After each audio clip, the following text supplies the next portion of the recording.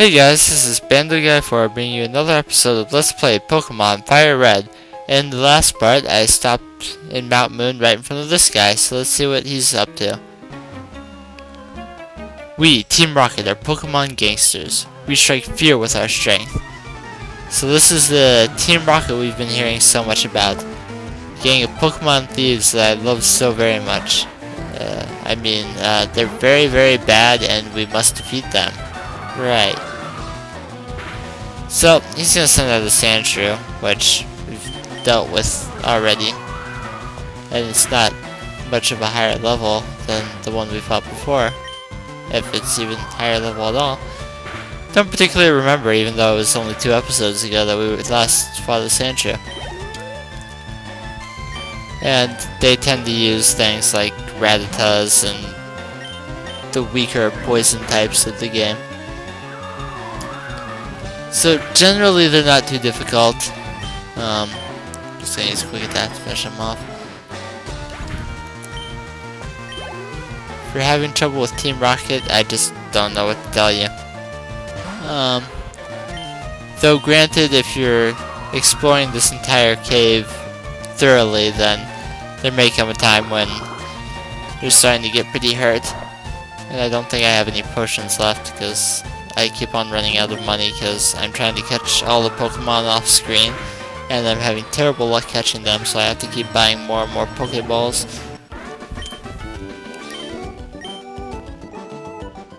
But there we go. Done it all. My associates won't stand for this. That just sounds dangerous, his associates. I'm going to let that repel be worn off for a moment so that I can catch that Paris that I wanted. It really doesn't matter what level it's at. Like I said, I'm not using it specifically for my team. I'm wondering if it can survive another one. I'm going to say, hopefully, yes.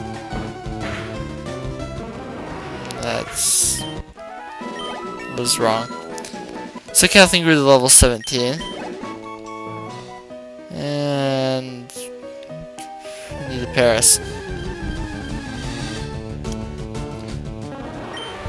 Those are some of those words that I never expect to hear out of my mouth in my entire life.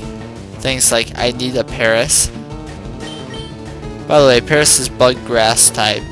So if you're using like Pidgey and Charmander, it's 4 times weak to those moves that was destroying the bugs. And for goodness sake, I'm just gonna cut till I have one. Gotcha, Paris was caught. And its Pokedex entry doesn't say what it should. That Paris is terrible. I'm going to name it something that I won't let you see yet. Okay. And now coming back up here, we can find some more stuff. There's a super nerd, I believe, is this guy? Super nerd Joven, yes. He will send out a Magnemite, which I don't want to be fighting with Kathleen.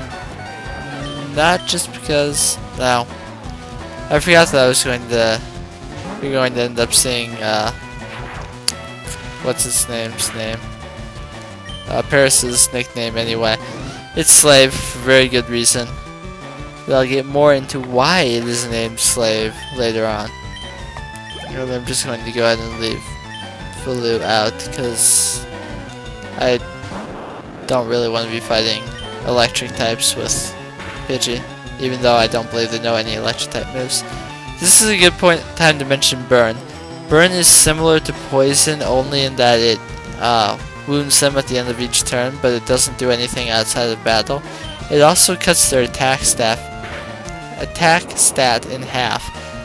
So Burn is a very fun status condition to be inflicting on opponents.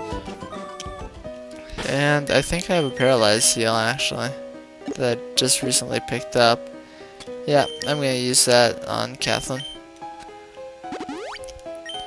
By the way, Paris will often be holding an item when you catch it. It is a tiny mushroom. That also is something that can just be used to sell. And I forgot to put back up the repels, didn't I?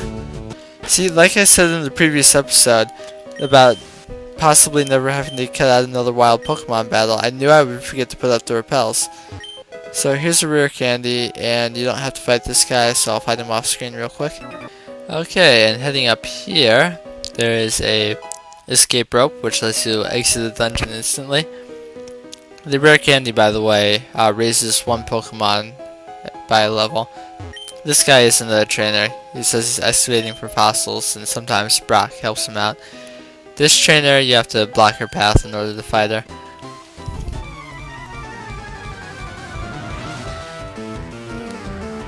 And, sorry, neglected to mention for a moment there. I am not going to cut this battle because I anticipate that Kathleen will be getting up to level 18 in this battle.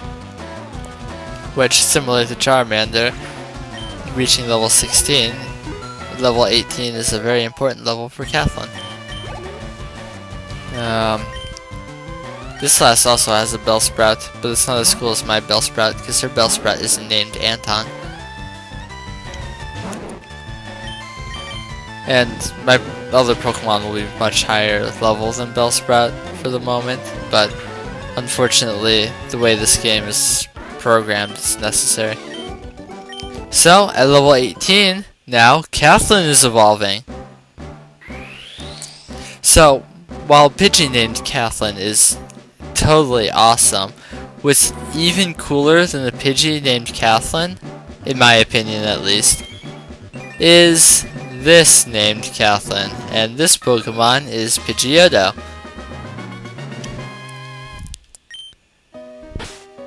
So now 2 of my Pokemon have evolved, and with the Paris and Nidoran that I caught, I'm already up to 17 Pokemon.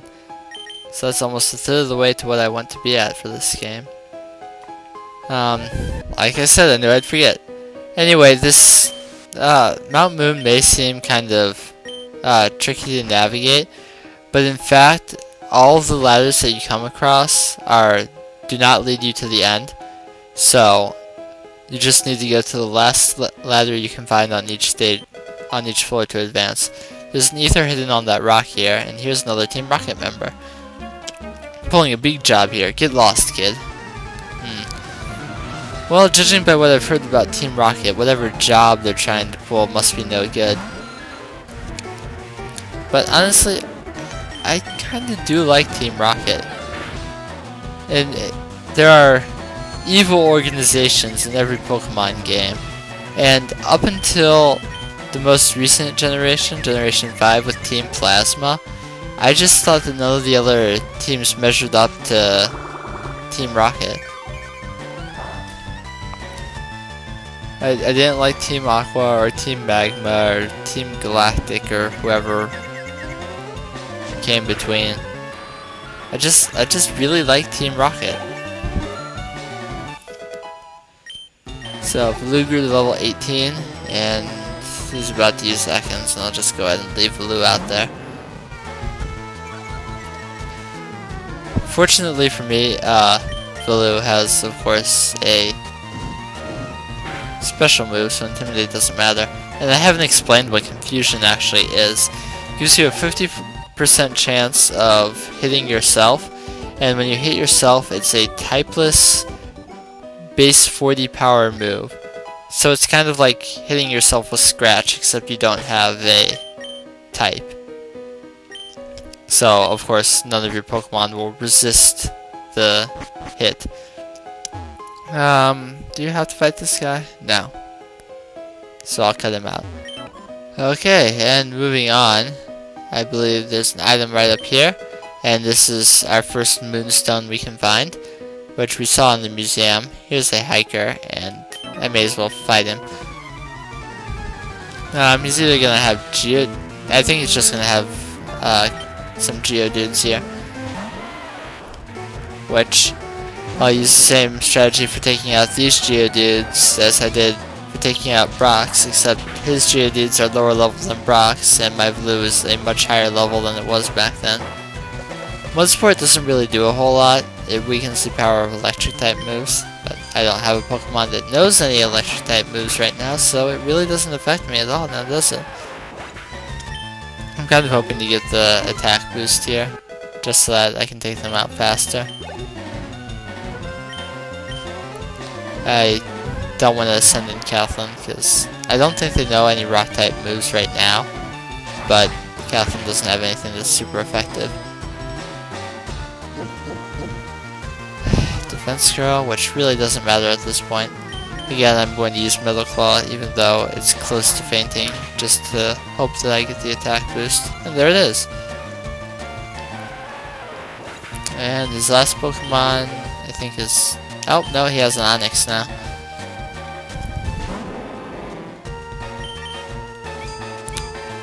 I haven't been through Mount Moon since the last time I was trying to record FireRed, which was a few months ago.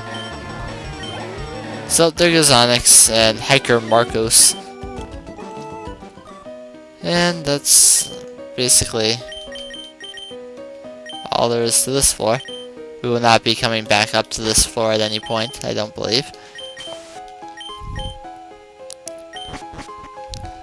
So coming down here, are there any trainers on this floor? Nope, just keep going back down.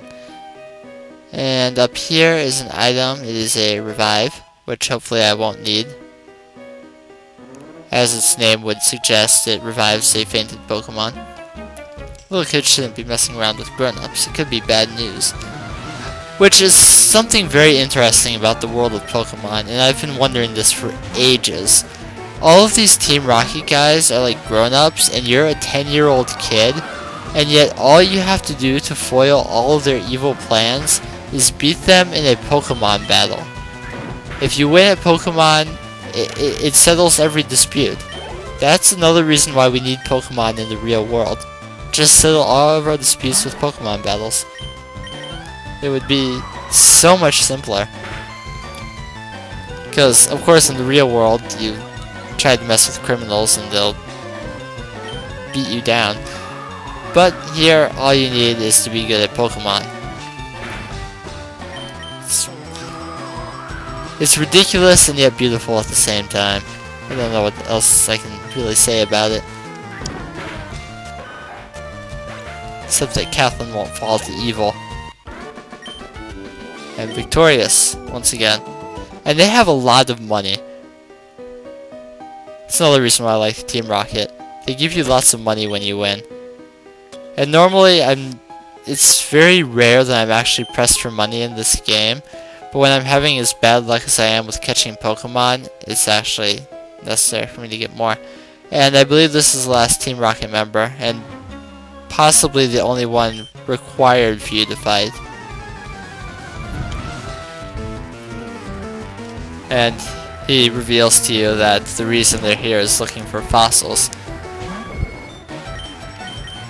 And all he's got is Rattata. I should be able to beat it. Critical hits, I haven't mentioned much about those. Not only do critical hits do twice the damage that a normal attack would, but it also ignores things like stat changes. So, if for example my attack were to have been lowered by some mean, then what the critical hit would do twice the damage that same attack would if I had never had my attack lowered. It's kind of confusing, but it makes critical hits so much more awesome than they would be otherwise. And there's a Team Rocket Grunt, and I think there's an item hidden right up here. His second Moonstone. I think there are only 4 in this game, and there are 4 Pokemon that evolve through Moonstone, so if you want to get all of those Pokemon, you definitely want to pick up that Moonstone right there, and Volu is a lot closer to leveling up. And our last trainer here. Hey, stop! I found these fossils, they're both mine. Oh, well, what if I want one? What do we do then? Well, like anything else in the world of Pokemon, we are going to settle it by a battle. Grimer is a pure poison type. It's more specially defensive than, well, a lot of Pokemon, actually. But since I'm such a higher level than any of these guys, it's not going to take long to take out. Coughing is kind of a counterpart to Grimer. It's a lot more physically defensive, and I actually like Coughing a lot, but I'm not going to use it in this playthrough. Smog has a, I believe, either 30 or 40% chance of poisoning you when it hits, but its accuracy is absolutely terrible. Blue is trying to learn Smokescreen. I do like Smokescreen. I'll probably get rid of Growl for it. Growl, of course, lowers attack stat. Smokescreen lowers accuracy, and it's annoying. And I like to be annoying to other people, so Smokescreen will be perfect for me. He's got one more Pokemon left, and even though it's a Voltorb, once again, I don't think any of them actually have Electric-type moves, so I'll go ahead and send out Kathleen in that hope. Though this one is a higher level than the ones I fought before. But they're most likely to use Screech. What it means by harshly fell is rather than, say, Tail Whip, where defense is lowered 1 stage, it will lower 2 stages instead. And that's Super Miguel out of the way. And he will allow you to pick one of the fossils. This is a Helix fossil, which will give you an Ammonite, which I'll flash up on screen right now. And this is a Dome fossil, which will give you a Kabuto, which I will also flash up on screen right now. For this playthrough, I will pick the Dome fossil. I believe Dome fossil is a more popular choice, but I just like Kabuto anyway. And with that, you are forced to leave. I don't really want to put up a repel right now because I'm just so close to the exit. There's one more item for me to grab right here, and it is an antidote. And you climb up a couple ladders, and you come out of the side of a cave. So that's the end of Mount Moon. And once you hop off these ledges, you can no longer go back. There is an item hidden around here. It's a Great Ball, which has a higher percentage of finding, or rather catching, Pokemon. And I'm going to cut away for a moment so I can figure out where that is.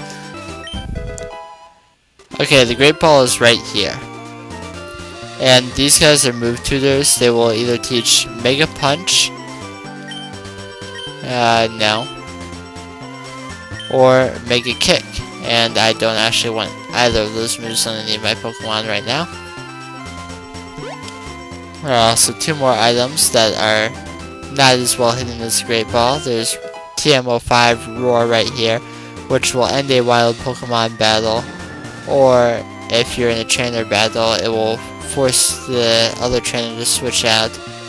And there's also a berry down here, a raspberry, which I don't know offhand what it does. A raspberry will do nothing in this game.